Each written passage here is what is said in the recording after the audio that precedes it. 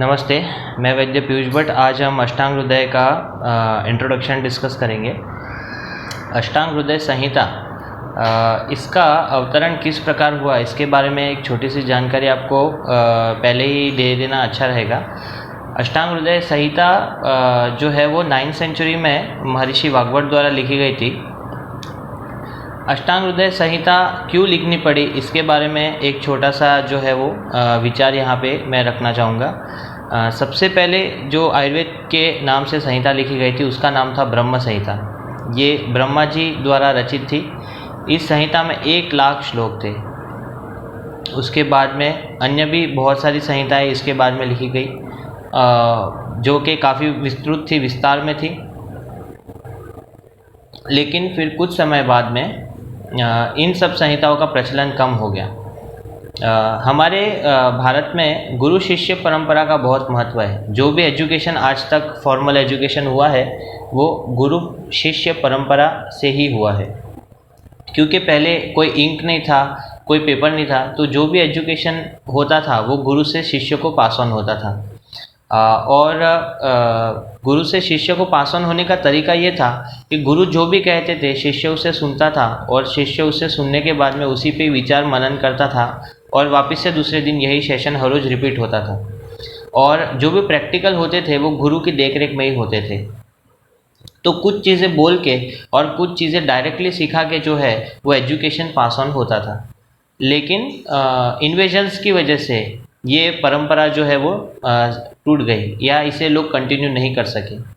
तो हमारे भारत में जो विद्वान होते थे उसे ऋषि कहा जाता था। किसी एक सब्जेक्ट में स्पेशलाइजेशन होते उसे महर्षि कहा जाता। तो इसी प्रकार हमारे भारत में सप्त ऋषि होके गए हैं, 7 महान ऋषि, सप्त महर्षि। इनके अलावा भी महर्षि हुए लेकिन 7 सबसे मुख्य है, प्रमुख है। उसमें से महर्षि अत्रेय एक है। आप चरक संहिता में जब देखेंगे, पढ़ेंगे तो आपको पता चलेगा कि उसमें महर्षि अत्रेय और उनके शिष्य अग्निवेश का संवाद है। यानी कि उन महर्षि अत्रेय को अग्निवेश जो उनके शिष्य हैं वो क्वेश्चन कर रहे हैं और महर्षि अग्निवेश आंसर कर रहे हैं। पूरा संहिता जो है वो क्वेश्चन आंसर फॉर्मेट में है। अष्टांग सुश्रुत संहिता भी अगर आप देखेंगे तो उसमें भगवान धन्वंतरी और उनका शिष्य सुश्रुत दोनों एक दूसरे को प्रश्न उत्तर कर रहे हैं। अष्टांग हृदय जो है ये संहिता में प्रश्न उत्तर नहीं है, क्योंकि ये चरक संहिता और सुश्रुत संहिता का मिला जुला रूप है। ये कोई संहिता नहीं लेकिन एक संग्रह ग्रंथ है। तो चरक संहिता 2nd सेंचुरी के आसपास लिखी गई ऐसा इतिहासकार मानते हैं। चरक संहिता एक बहुत बड़ी और विशाल संहिता है। उसमें अग्निवेश, पहले वो अग्निवेश तंत्र के नाम से फेमस थी। महर्षि अत्रेय ने जब सारा एजुकेशन अग्निवेश आदि शिष्य को दिया तो अग्निवेश ने और अग्निवेश के साथ जो और भी शिष्य थे उन्होंने सबने अपनी अपनी संहिता लिखी। उसमें से सबसे अच्छी संहिता अग्निवेश ने लिखी, इसलिए उसको अग्निवेश तंत्र नाम दिया गया। समय के अंतराल में अग्निवेश संहिता जो है वो लुप्त होने लगी। कुछ भाग उसका नष्ट हो गया, कुछ भाग इन्वेडर्स की वजह से जो है वो लुप्त हो गया, कुछ भाग आगे ही नहीं बढ़ा, कुछ भाग खो गया। तो उस अग्निवेश तंत्र को वापस से चरक ने जो है वो प्रतिसंस्कार किया और चरक संहिता बनाई। चरक संहिता भी जो है वो समय के अंतराल से थोड़ी सी खंडित हो गई, थोड़ा सा उसमें से भाग गायब हो गया, थोड़ा सा भाग पास ऑन नहीं हुआ। तो उसे दुर्डबल नाम के व्यक्ति ने वापस से जो है वो पूर्ण रूप से पूर्ण की और इस प्रकार से अभी जो प्रेजेंट चरक संहिता है वो इस फॉर्म में अपने को मिली। चरक संहिता भी अगर आप देखोगे तो वो बहुत बड़ी है। उसमें आयुर्वेद का प्रधान अंग काय चिकित्सा है, उसका वर्णन है और आप एक जीवन काल में चरक संहिता पूरी नहीं समझ सकते। वैसे ही सुश्रुत संहिता भी इतनी ही वास्ट है, वो सर्जरी के लिए स्पेशलाइज संहिता है। तो 9th सेंचुरी के आसपास जब महर्षि वाग्भट आयुर्वेद प्रैक्टिस करने लगे तो उनको ये समझ में आया कि बच्चों के लिए एक संहिताओं का एक जीवन में पढ़ पाना संभव ही नहीं है। तो अगर जो काय चिकित्सा पढ़ेगा, जो चरक संहिता पढ़ता रहेगा, वो सुश्रुत संहिता में दी हुई बीमारी कभी जान नहीं पाएगा। और जो सुश्रुत संहिता पढ़ेगा वो आयुर्वेद चरक संहिता में दी हुई बीमारी कभी जान नहीं पाएगा। तो इसलिए दोनों की मिलीजुली एक संहिता का होना बहुत ज़रूरी है। इसके अलावा भी उस समय बहुत सारी संहिताएं थी, बाल रोग पे अलग संहिता थी, स्त्री रोग पे अलग संहिता थी, तो उनका भी जो है वो वाग्भट में समावेश किया हुआ है। तो 9वीं सेंचुरी में एक ग्रंथ लिखा गया जिसका नाम था अष्टांग संग्रह। अष्टांग संग्रह ये वाग्भट जी ने लिखा, तो इसमें उन्होंने क्या किया कि सारे मुद्दे चरक से और सारे मुद्दे सुश्रुत से मिला के एक संहिता बना दी। लेकिन ये संहिता इतनी बड़ी हो गई कि उसके भी एक लाइफ टाइम में पढ़ पाना संभव नहीं था। तो इसके सॉल्यूशन के लिए उन्होंने फिर से एक संहिता लिखी जिसका नाम था अष्टांग हृदय। कुछ लोग कहते हैं कि अष्टांग संग्रह वाग्भट ने लिखी और अष्टांग हृदय उनके पोते ने लिखी, जो जिनका नाम वाग्भट था। दोनों ही बातें इतिहासकार द्वारा माने जाते हैं, लेकिन अष्टांग हृदय जो है वो अष्टांग संग्रह के ऊपर एक हैंडबुक है। अगर आपको अष्टांग हृदय संग्रह समझना है तो आपको अष्टांग हृदय आपके पास होनी चाहिए, तो आपको अष्टांग संग्रह जल्दी से समझ जाएगा। अभी आपको NCRSM के अनुसार सिलेबस में जो है वो अष्टांग हृदय का सूत्र स्थान है। सूत्र स्थान क्यों है? क्योंकि चरक संहिता का जो सूत्र स्थान है उसमें कुछ टॉपिक जो है वो इधर उधर लिखे हुए हैं और कुछ टॉपिक जो है वो और आगे लिखे हुए हैं, तो सीक्वेंस प्रॉपर नहीं है। सुश्रुत संहिता का भी यही हाल है। तो अष्टांग हृदय में जो सूत्र स्थान लिखा गया है वो कुछ इस प्रकार से लिखा गया है कि उसका सीक्वेंस जो है वो एकदम परफेक्ट है, एकदम प्रॉपर है। सीक्वेंस में कहीं पे भी ब्रेक नहीं है और सारे जो टॉपिक्स है वो इतने प्रॉपर तरीके से लिंक करके लिखे गए हैं कि कोई भी पढ़ेगा, खाली आयुर्वेद वाले ही नहीं, कोई भी विद्वान अगर उसे पढ़ेगा तो उसे बहुत अच्छे से समझ में आ जाएगा। तो इसीलिए अष्टांग हृदय का सूत्र स्थान बहुत इंपॉर्टेंट है, उसमें प्रॉपर तरीके से लिखा गया है और वो पूरे की पूरी पोएटिक फॉर्म में, इसलिए उसे याद करने में भी कोई दिक्कत नहीं होती। अच्छा, ऊपर से अष्टांग हृदय का जो सूत्र स्थान है वो रहस्य स्थान है, क्योंकि उसमें रहस्य रूप से जो है वो सारी बातें लिखी गई है। तो अपन जैसे पजल सॉल्व करते हैं तो वैसे ही पजल सॉल्विंग का मेथड जो है वो अष्टांग हृदय का है। तो सूत्र स्थान पढ़ने के बाद में हमें और इंटरेस्ट आता है संहिता पढ़ने के लिए, तो हम आगे की संहिता पढ़ते हैं। दूसरा एक इम्पॉर्टेंट चीज़ ये है कि अष्टांग हृदय जो लिखी गई है उसका एक इम्पॉर्टेंट एस्पेक्ट ये है कि उसमें जैसे चरक में कुछ चीज़ें बहुत विस्तार से लिखी है, कुछ चीज़ें थोड़ी सी ही लिख दी है, कुछ चीज़ों के बारे में ज़्यादा इंडिकेशन नहीं है। अष्टांग हृदय में ऐसा नहीं है। अष्टांग हृदय जो सूत्र स्थान लिखा गया है, जो संहिता लिखी गई है, वो इस प्रकार लिखी गई है कि उसमें ना ज़्यादा लिखा गया है ना कम लिखा गया है, जितना समझ में आ जाए कुछ शब्दों में उतना ही लिखा गया है। संहिताओं को पोएटिक फॉर्म में लिखने का एक और बेनिफिट ये है कि वो जल्दी याद हो जाती है, क्योंकि उसके अंदर राइमिंग्स होते हैं।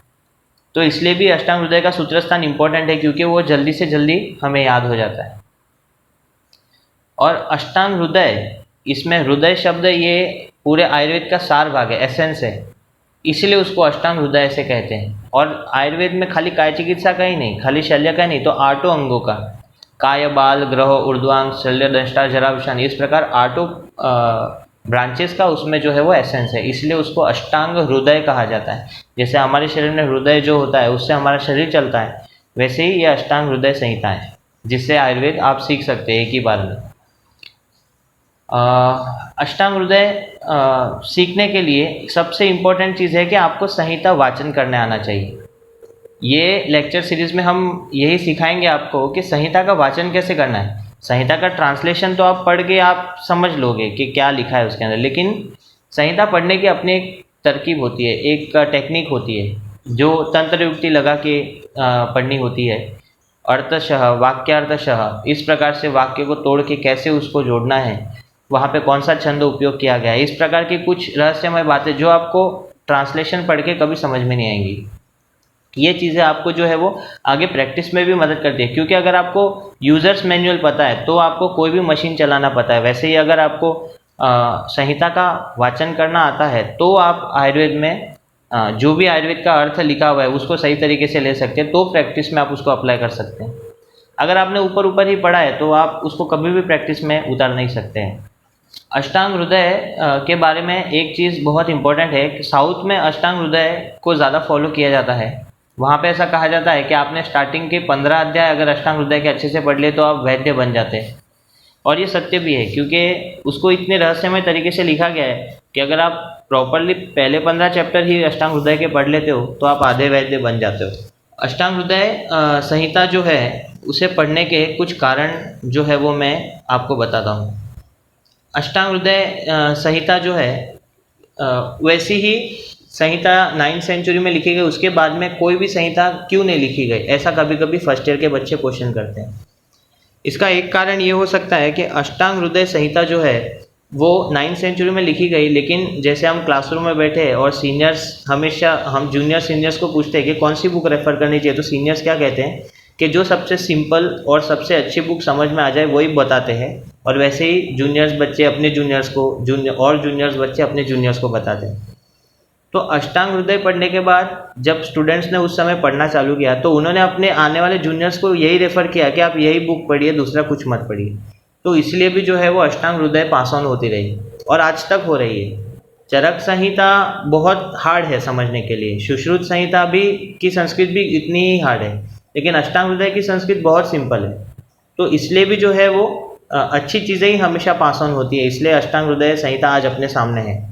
दूसरी संहिताएं भी अष्टांग हृदय संहिता के बाद लिखी गई हैं, ऐसा नहीं कि नहीं लिखी गई। योग रत्नाकर, भाव प्रकाश, वंगसेन संहिता बहुत सारी हैं, लेकिन किसी की भी लैंग्वेज अष्टांग हृदय जितनी सरल सिंपल नहीं थी, किसी का भी संहिता लिखने का ढंग इतना स्पष्ट नहीं था जितना अष्टांग हृदय का, इसीलिए उसको कोई रिप्लेस नहीं कर सका।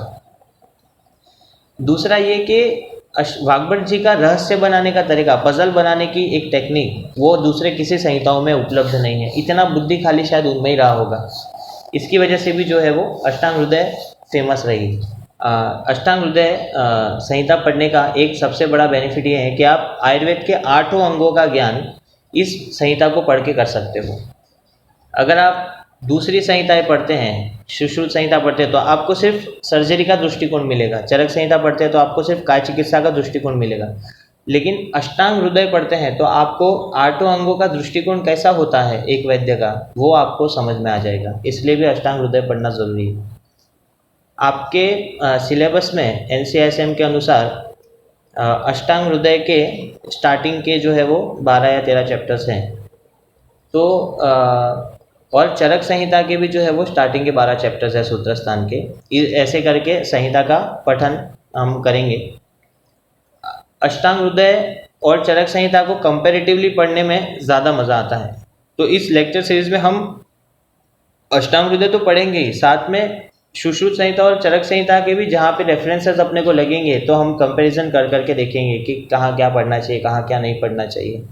अष्टांग हृदय में एक सबसे ज़्यादा इम्पोर्टेंट पार्ट ये है कि उसे उसका सही मतलब अपने को बताना, क्योंकि वो एक पोएम के जैसे लिखी गई है। तो पोएम के जैसे लिखने में क्या है कि कुछ चीज़ें हम ऐसे कंसिडरेबली उल्टा मतलब निकाल के भी लिख लेते हैं, सीधा मतलब निकाल के भी लिख लेते हैं। कई चीज़ों पे अपने को सोचना पड़ता है कि यहाँ पे पोएट ने ऐसा क्यों लिखा है। तो ये अगर आप संहिता वाचन के द्वारा ही समझ सकते हैं, डायरेक्टली आप अगर पढ़ेंगे, ट्रांसलेशन पढ़ेंगे तो आपको बिल्कुल भी समझ में नहीं आएगा कि ये ऐसे कैसे लॉजिक लगा के यहाँ पे लिख दिया है। इस सीरीज़ में हम आपको यही सिखाएंगे कि संहिता का वाचन कैसे करना है, संहिताओं में जो श्लोक लिखे गए उसे तोड़ के उनका जो मतलब ओरिजिनल मतलब है जो अपने को प्रैक्टिस में काम आएगा, ये मतलब जो है वो अपने को इसमें से निकालना है। वो कैसे निकालना है आप भी निकाल सकते हो। ये लेक्चर सीरीज लेने के बाद आप खुद भी संहिता का वाचन बिना किसी की मदद के साथ कर सकोगे। धन्यवाद।